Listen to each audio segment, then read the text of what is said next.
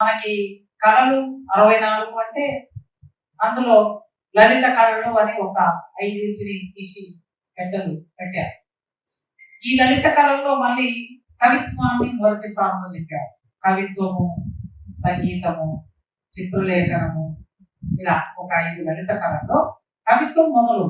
అంటే దీని అర్థం మనిషిలో ఉండే 64 కళల్లో కవిత్వాన్ని మొదటి స్థానం అని అర్థం. ఆ మొదటి స్థానం ఎందుకు ఇచ్చారంటే మనిషిలో ఉండే భావోద్వేగాలను వ్యక్తం చేయడానికి కవిత్వం తప్ప ఇంకొక మార్గం.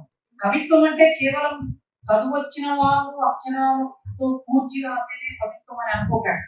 చదువు రాని వారు కూడా కవిత్వాన్ని అల్లుతారు. మనం కవిత్వాన్ని రాస్తాము, వాళ్ళు అల్లుతారు.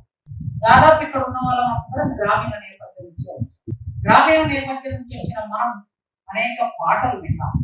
కోలాటం పాటలు, బతుకమ్మ పాటలు, ఉయ్యాల పాటలు, గొడ్డెమ్మ పాటలు, మంచం మీద కూర్చొని రాత్రిపూట పాడే పాటలు, ఎరువు బండి 24 గంటలకు వేసి ఎరువు కొట్టడం మొదలుపెట్టినప్పుడు ఆ బండి మీద కూర్చొని పాటలు, గుట్టుగా కొడుతూ పాటలు, ఆకలి గుర్తు పాటలు.